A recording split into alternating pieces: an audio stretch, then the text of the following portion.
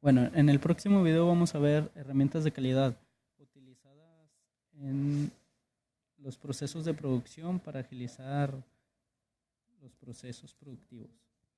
Vamos a ver una de las herramientas más eficaces que son diagrama de Pareto, histograma y diagrama de control para realizar una estadística sobre la producción, si se está desviando, si está dentro de rango o está fuera de rango. Así ya se determina si el producto es capaz o es incapaz. Los siguientes temas los vamos a exponer el equipo que los integra: Irving Damián, Ana Cecilia, Brian Moisés. Vamos a comenzar por explicar el diagrama de Pareto y cómo son los pasos para realizarlo. Primero vamos a explicar qué es un diagrama de Pareto. Un diagrama de Pareto está formado por gráficos de barras y gráficos de línea. Los valores individuales se representan por las barras y el total acumulado es representado por líneas. El diagrama de Pareto resalta los valores individuales más importantes y hace notar cómo el 20% de ellos suman generalmente el 80% del total acumulado, lo cual conocemos como la regla del 80-20. Para hacerlo, primero registramos la frecuencia o los datos. Siguiente paso, se busca el porcentaje individual y el porcentaje acumulado. En el eje X se colocan las causas ordenadas de mayor a menor y en el eje Y el porcentaje individual y por último se traza el porcentaje. A continuación vamos a explicar lo que es un diagrama de histograma. Es una representación gráfica de una variable en forma de barras. Es proporcional a la frecuencia del valor que está representado. Es necesario agrupar los datos por categorías. El objetivo del histograma es representar gráficamente cuántos elementos pertenecen a dichas categorías. Para clasificar los datos es necesario activar las herramientas para análisis. Presionamos Archivo, Opciones y Complementos de Excel. Después de haber abierto las herramientas, nos aparecerá una ventana de análisis de datos. Seleccionamos la opción histograma, en donde podemos especificar los datos. En este caso, los datos se definirán entre frecuencia y porcentaje acumulado. A continuación se muestra cómo realizar un diagrama de control XR. Es un gráfico de control el cual está preparado para ingresar los valores sucesivos. Una de las características de calidad que se van controlando. Los datos se registran durante el funcionamiento del proceso de la fabricación y a medida que se obtienen, el gráfico tiene una línea central que representa el promedio histórico de la característica que se va. Y límite superior e inferior, también de ellos se calculan los siguientes datos. Como primer paso se inicia calculando el valor de los promedios de cada uno de los subgrupos. Después, el valor de promedios, el promedio de promedios. De la misma manera se calcula el valor de los rangos, que es cuando el promedio de promedios, esto quiere decir que los promedios individuales de cada subgrupo entre el total de todos los subgrupos.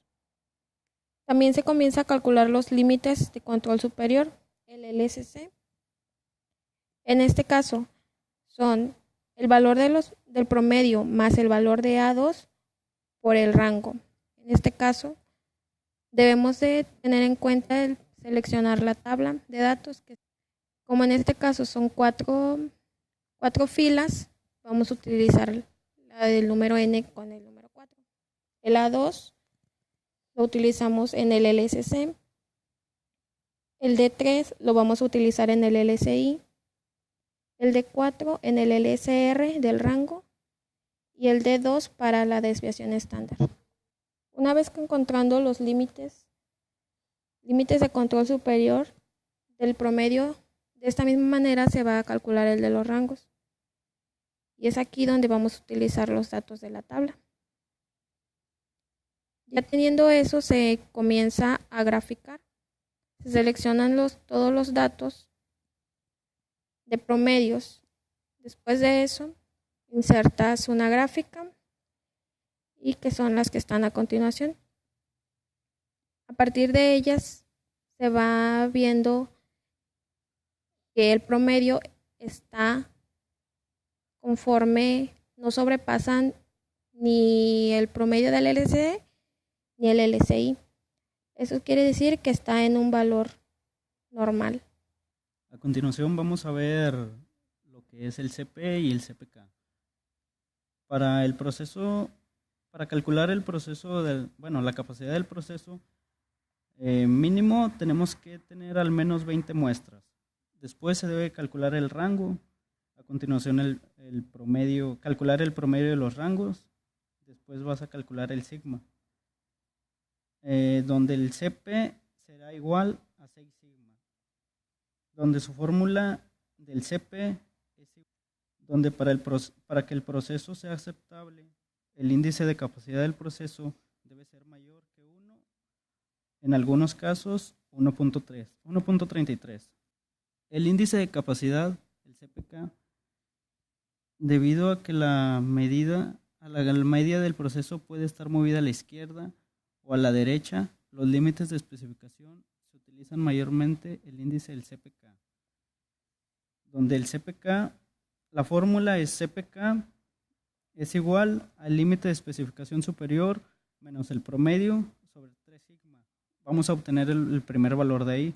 Después se va a tomar otro valor que es el CPK, donde vamos a hacer el promedio menos el límite de especificación inferior sobre 3 sigma. De esos dos valores vamos a buscar lo que es el valor mínimo para decidir si el proceso es capaz o no es capaz, donde el resultado no debe ser menor a 1.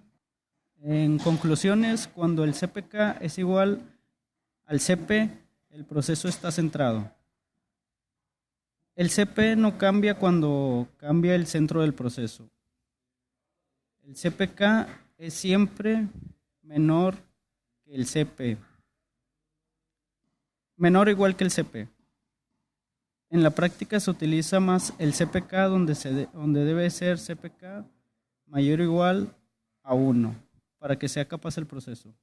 Un CPK igual a 0 indica que uno de los límites es igual al promedio. Un CPK negativo indica que el promedio está fuera de especificaciones.